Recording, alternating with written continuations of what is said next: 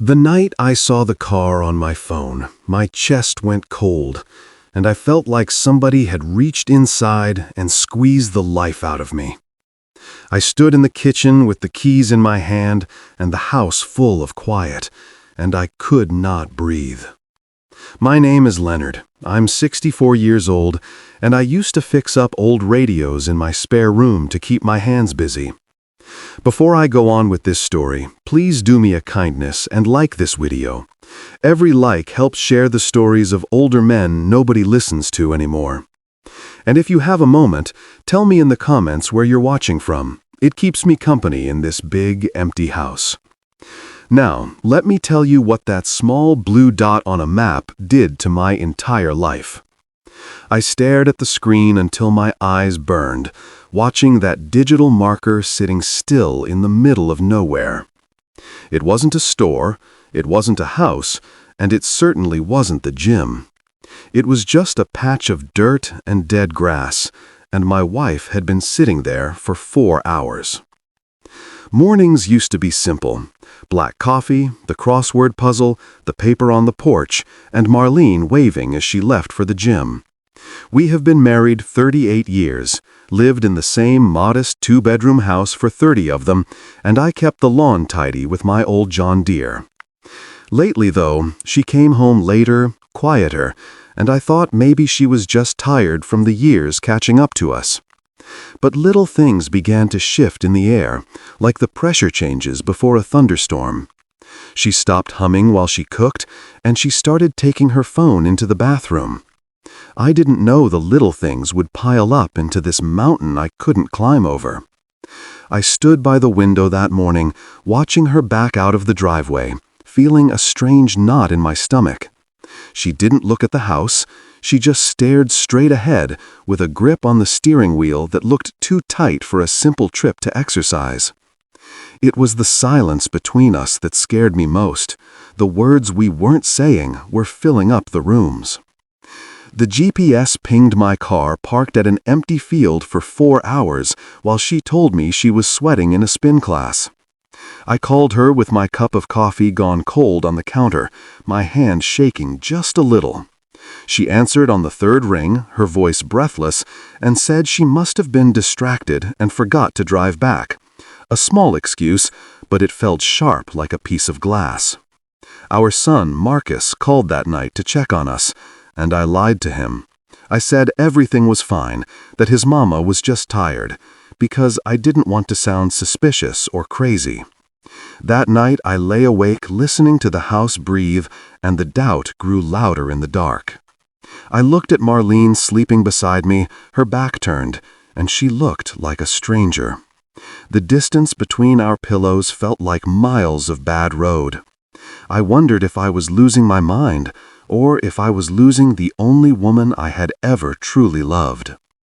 I started watching the routine like a man watching a slow leak in his roof, waiting for the water to ruin everything. Marlene started going to different classes, then to stretching with friends, and I'd find the smell of stale detergent on her clothes, but never the sweat of a gym. The bills were piling in the kitchen drawer, unopened envelopes that I usually handled, but she had started intercepting the mail. I found small charges on my card I didn't recognize, gas stations 2 towns over, convenience stores I never went to. I kept telling myself maybe I'm old and jealous, maybe retirement is making my mind rot, but the doubt kept climbing like ivy on a brick wall. One evening she came home with mud on her shoes, red clay mud that you don't find in a gym parking lot. When I asked about it, she scrubbed them in the sink so hard her knuckles turned white. She didn't look me in the eye, and that hurt worse than any lie she could have told. A neighbor, Miss Rosa, stopped me by the mailbox and mentioned she'd seen Marlene's car at odd times by the old highway dirt lot. Miss Rosa is a churchwoman who doesn't gossip for sport, so her words carried weight. When I asked Marlene about it over dinner, she laughed a laugh that sounded brittle and said Miss Rosa was mistaken, that her eyes were going bad. I felt foolish for bringing it up, and she got quiet in a way that felt like punishing distance. The television in our living room played gospel late into the night, and I pretended to watch while my hands shook in my lap. Little things were becoming loud things. The air in the house felt thick, like we were waiting for a tornado siren. I looked at her hands while she knit, wondering what else those hands were doing, what secrets they were holding. I felt a loneliness that only a married man knows, the loneliness of being next to someone who isn't really there. Money started getting tight. Our savings had a hole I could not explain, like a pocket with a tear in the seam. I balanced the checkbook twice one Tuesday afternoon and found cash withdrawals on days Marlene said she was at the mall or at the church luncheon. When I asked about the withdrawals, she said we were saving for a new roof and she was helping her sister with grocery money. The words didn't match the numbers, and that made a new kind of hurt, financial fear mixed with heartbreak. I've always prided myself on providing, on keeping the lights on and the wolf from the door.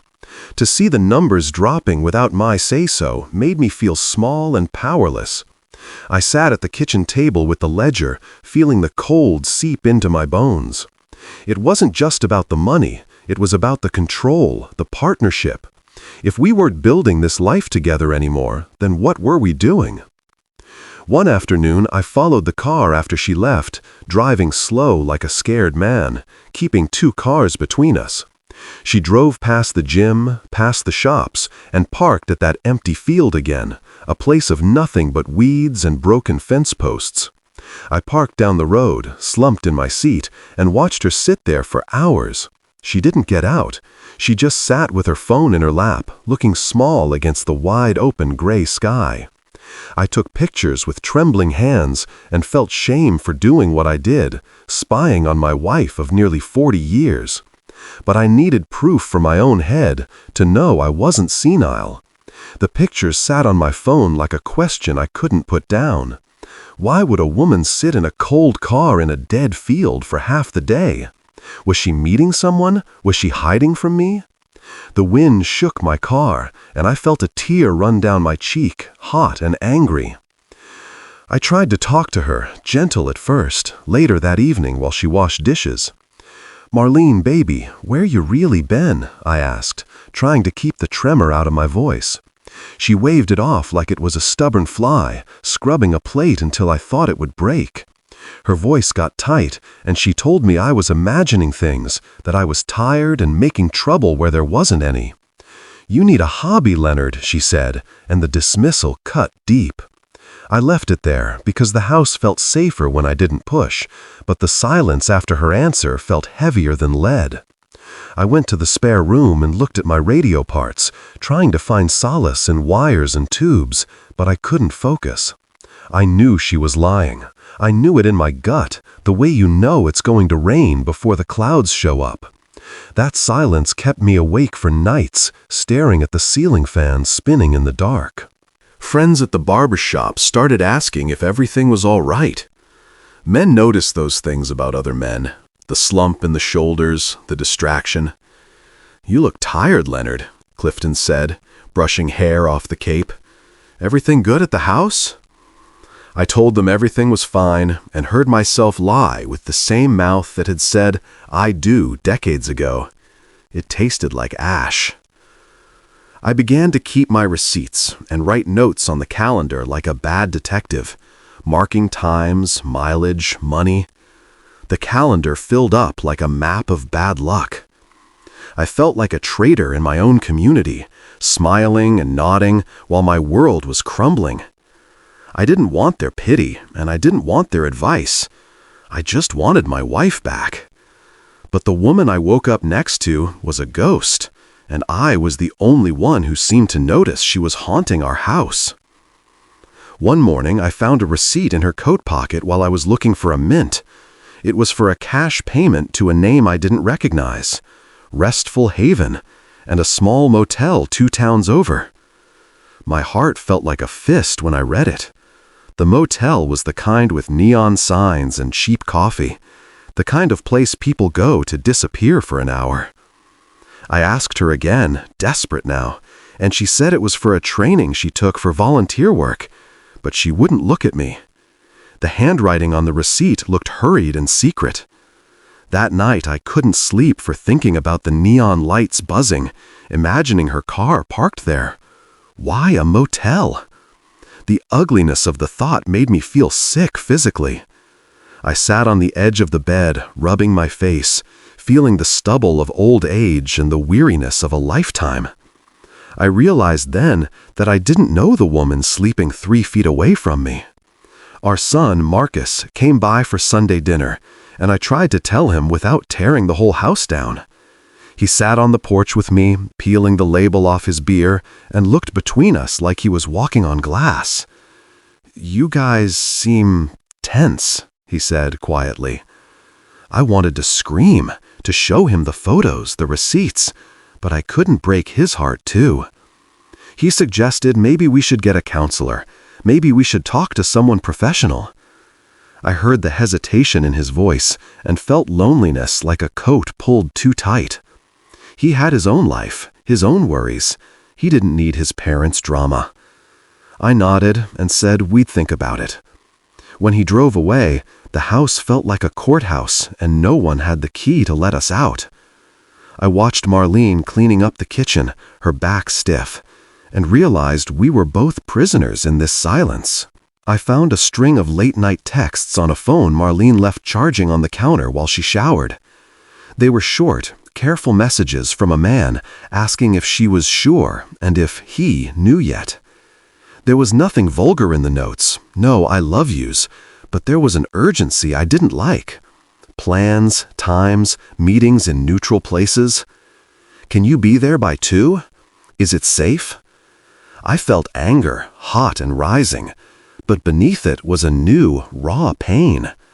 Betrayal wasn't just about bodies, it was about secrets. It was about sharing a part of your life with someone else while shutting your partner out. I kept the phone face down on the table and pretended I hadn't seen, but my hands were shaking so bad I had to sit down. Who was this man? Why was he more important than our marriage? The questions spun in my head like a broken record. The midpoint came when I drove out to that field with the phone and the paper trail in my pocket, determined to know the truth once and for all. A neighbor from a mile down the road waved me over when he saw me parked. He leaned in my window and said he'd seen Marlene giving a man cigarette money and then showing him a paper with our address. He said the man was roughly my age, looked ragged, looked like he needed help. I felt sick, surprised at the twist. Maybe she wasn't with a lover, but meeting someone who needed help, or someone who was taken from us. Blackmail? A relative I didn't know about? The new doubt hit harder than the first, because it was confusing. Adultery I could understand, even if it killed me, but this felt dangerous. I thanked the man and drove home slowly, my mind racing with scenarios, each one worse than the last.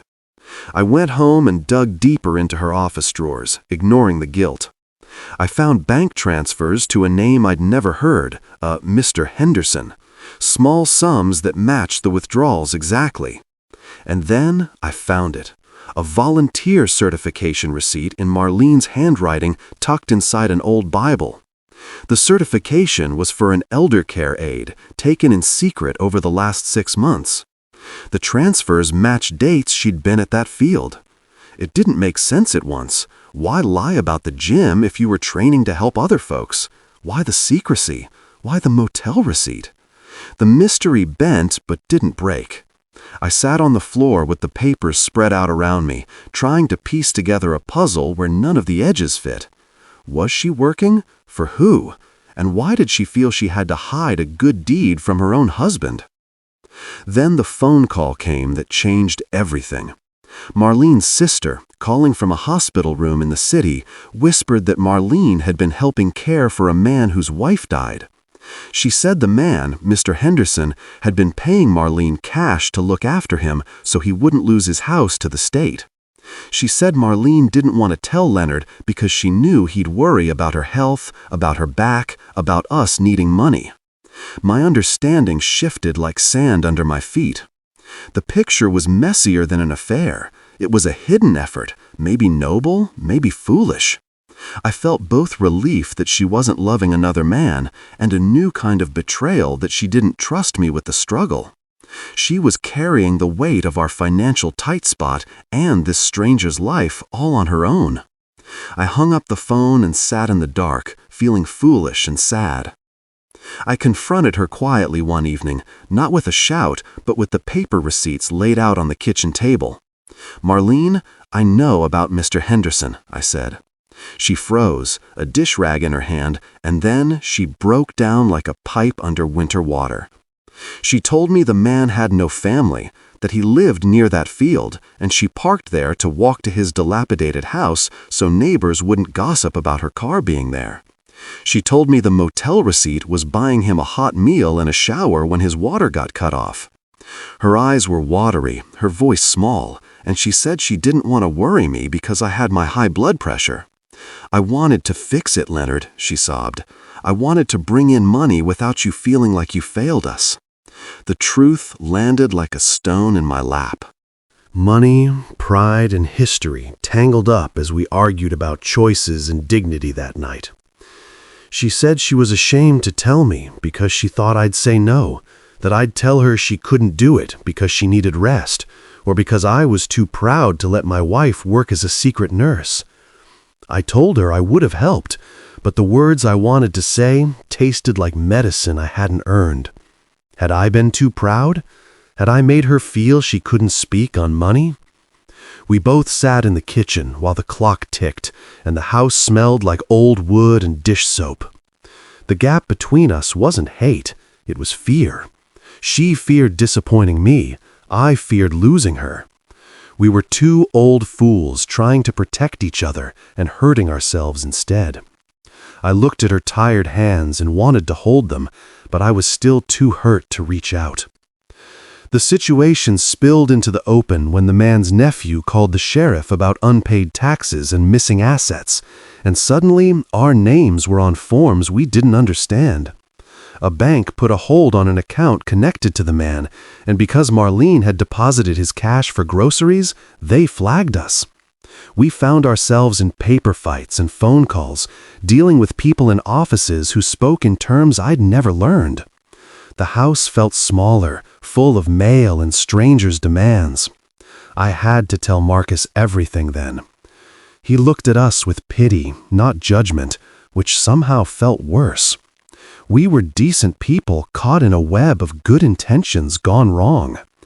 I spent days on the phone, my voice raspy, trying to explain that my wife wasn't a thief.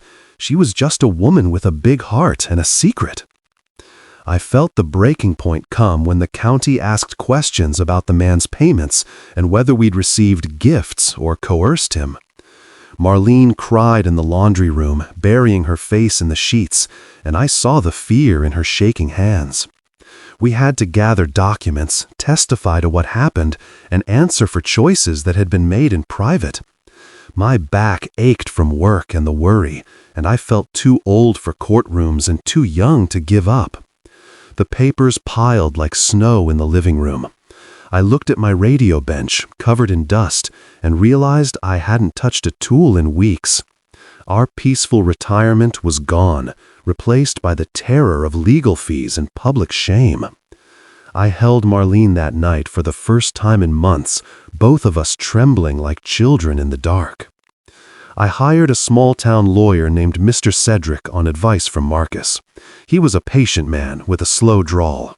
The legal process was slow and demeaning, but honest work: affidavits, bank records, and a hearing.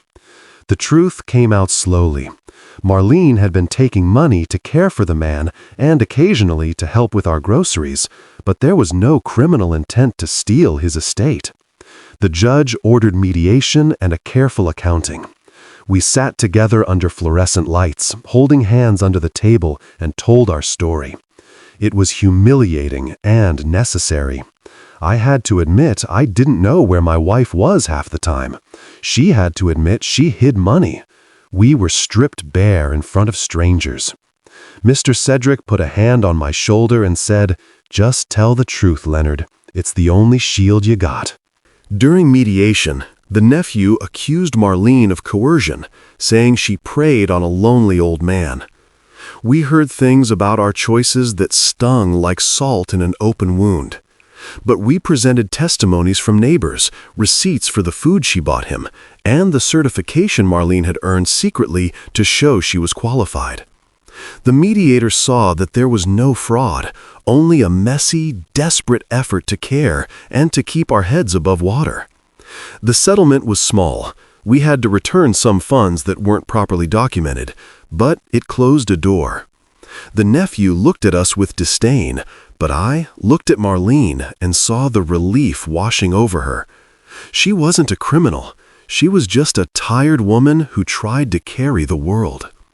We walked out of that office into the bright afternoon sun, blinking like we were coming out of a cave. After the legal dust settled, our family sat at the kitchen table and talked more honestly than we had in years. Marcus told us he'd been saving for a home repair for us, and he'd hidden that to surprise us, which is why he hadn't noticed our struggle sooner. Marlene said she'd been ashamed of needing help, ashamed that my pension wasn't stretching far enough. We agreed to go to counseling, to balance the checkbook together every Sunday, and to open the curtains on the things we kept hidden. The house felt like it could breathe again. We cried a little, laughed a little at the absurdity of it all. I looked at my wife, really looked at her, and saw the gray in her hair and the lines on her face, and I loved her more for her flaws than I ever did for her perfection. The healing was slow, like winter giving way to a late spring. Trust took months to rebuild, and sometimes a misstep would make us stumble. If she was late coming home, my chest would tighten. If I got quiet, she would panic. We started small, shared chores, a short walk together after dinner, and an agreed time for bills and talk.